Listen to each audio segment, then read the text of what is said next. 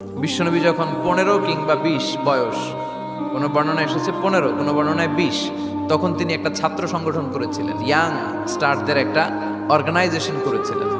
ওটার নাম তিনি দিয়েছিলেন হালাফুল ফুদুল। হালাফুল ফুদুল, ওইটারই আমরা বাংলা কি বলি? হেলফুল ফুজুল।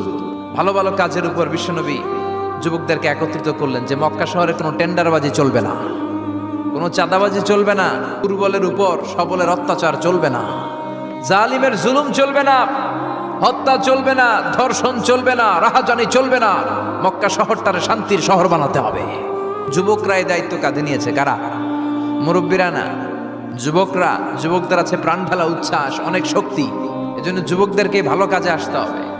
যুবকরা চাইলে এই দেশের চেহারা পাল্টে দিতে পারে। এদেশে যুবক ভোটার আছে কয়জন জানেন? নতুন করে যুবক ভোটার হয়েছে 2 কোটি। কয় কোটি? 2 কোটি না? Can you imagine that?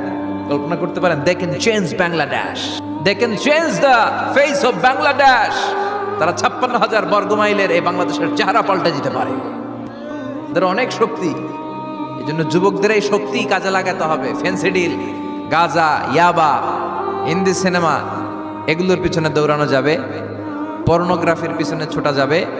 যুবক বয়সে ভয় করতে হবে কারে? চিল্লায় বলেন কাকে?